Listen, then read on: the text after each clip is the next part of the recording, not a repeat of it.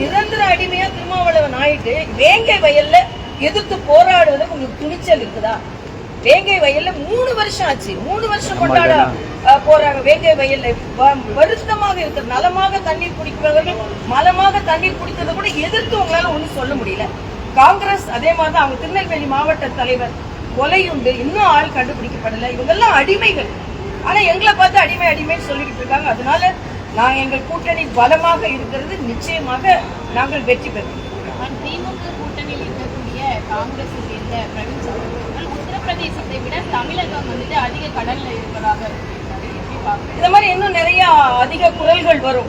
ஏன்னா திக்விஜய் சிங் வந்து ஒரு RSS தொண்டரா இருக்கிறவரு பிரதமரா வராரு அப்படின்னு சொல்றாரு.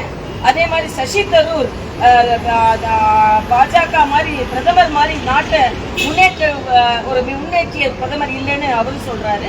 அதே மாதிரி இன்னைக்கு பிரவீன் சக்கரவர்த்தி சொல்ல ஆரம்பித்திருக்கிறார். இதே மாதிரி ஏன்னா நடப்பது அவங்களாலே பொறுத்து கொள்ள முடியல. கூட்டணியா இருந்தா கூட 9.5 லட்சம் ரூபாய் கடன், 2 மடங்கு ஆயிருக்கு கடன்.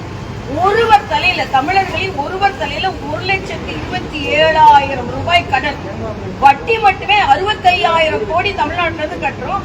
அப்ப ஒருவர் தலைமையில 9,000 ரூபாய் வட்டி மட்டுமே.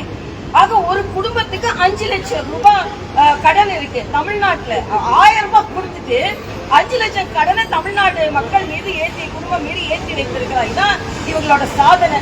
அதனால இந்த காங்கிரஸ்காரங்களே பொறுக்காம இன்னும் பலவற்றை சொல்ல ஆரம்பிப்பார்கள். 2026 போக போக நமக்கு தெரியும்.